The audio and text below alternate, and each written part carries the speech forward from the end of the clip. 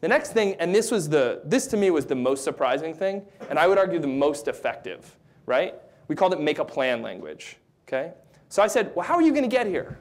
And you're like, I'm going to get there, don't worry about it. No, you're going to take the train, you're going to take a bike, pogo stick, what are you going to do? Oh, I'll take the train, and then, oh, I'm actually transferring on the bus.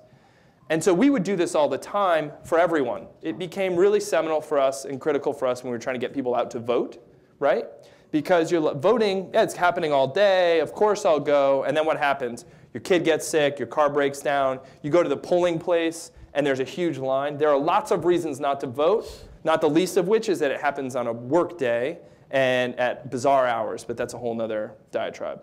So make a plan language, you actually get it in your mind, you walk yourself through it, which makes it much easier when you do it. It's like you've already done it before, because you've walked through that in your mind. So those are some of the different tactics we used.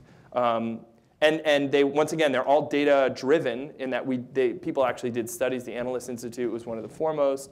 We got trained by those folks. A bunch of other political scientists have done this kind of research. The one I didn't mention that is also the most interesting is the peer influence. All your neighbors are doing it. Everyone's doing it. And in some cases, they even did studies where they sent out lists. Hey, these are all the neighbors who voted last election. Make sure you're part of that list in the future. Made some people very uncomfortable. Once again, this is public record. So yeah. Those are some things we did. Now, what if you were in a situation where you called someone, they said, well, you know, I'm not really sure if I'm even voting for the president this year, and it seemed like you really needed to connect with them on a deeper level. Yeah. How would you handle that? So the first thing is we already knew, we were pretty certain, when we pulled a list, right? When we had a list of people we were calling, we knew more or less whom we were speaking with, right? Because we had data on them.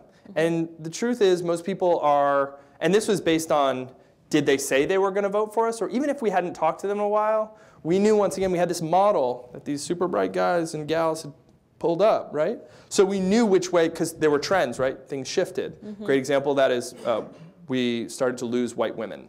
That was a big thing on the campaign, especially in our battleground states. So we knew that when we were calling Julia in Virginia, you were in that demographic. Even if you said you were with us, you suddenly got moved to a new list. You were no longer on our Obama list to volunteer, you were on our persuasion list.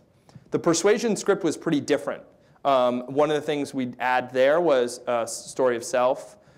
We'd try to know your talk more to your values. And basically that was more about juxtaposing us as people with having values conversations that were similar to the president, which is a really effective thing to do because it tends not to digress to you're wrong, you're bad, this is right. Instead of, oh, I really appreciate that you came down here from New York and quit your job and you're working in Virginia and you think this is something that really matters and the president's like that too.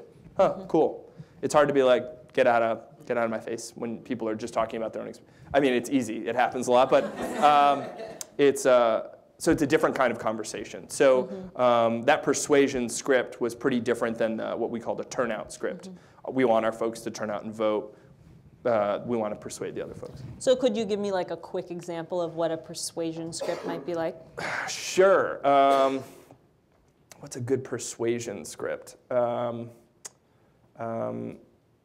If I were calling someone, I already knew sort of the values they had, like especially if it's someone we were kind of losing. And we would actually, in our scripts that we wrote, we have a physical thing we wrote out. I would get into something like, I would sort of amend my story. Say we were talking about healthcare, right? And I knew this was something this person, especially like if a woman cared about it. I'd say, hey, my name's David. I just want to talk to you a little today about the president's position on healthcare. I want to let you know my mother actually passed away from cancer, and thankfully she had coverage.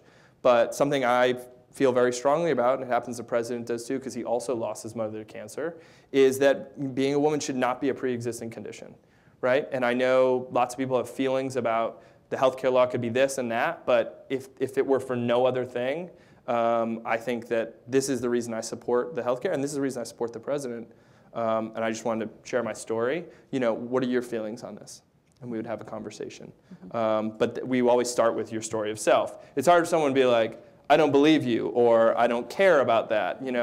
or I actually want to argue the policy, right? It tends to get them out of that space of argument and into that space of, wow, what's your story? And so you sort of level that.